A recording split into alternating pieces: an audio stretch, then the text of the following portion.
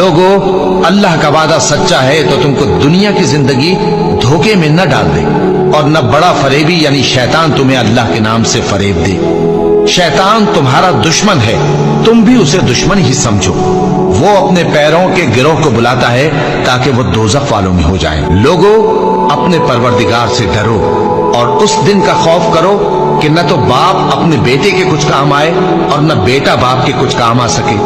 بے شک اللہ کا وعدہ سچا ہے، پس دنیا کی زندگی تم کو دھوکے میں نہ ڈال دے، اور نہ وہ بڑا فریب دینے والا شیطان تمہیں اللہ کے بارے میں کسی طرح کا فریب دے۔ مومنو، شیطان کے قدموں پر نہ چلنا، اور جو شخص شیطان کے قدموں پر چلے گا تو شیطان تو بے حیائی کی باتیں اور برے کام ہی بتائے گا۔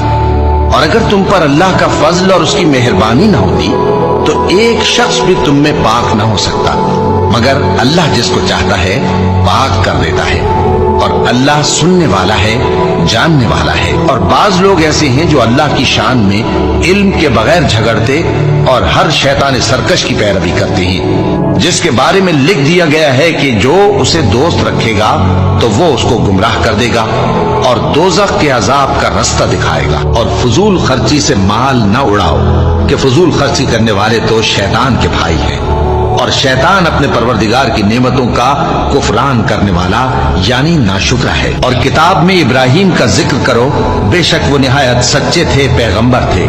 جب انہوں نے اپنے باپ سے کہا کہ ابا، آپ ایسی چیزوں کو کیوں پوچھتے ہیں جو نہ سنیں اور نہ دیکھیں اور نہ آپ کے کچھ کام آ سکیں؟ ابا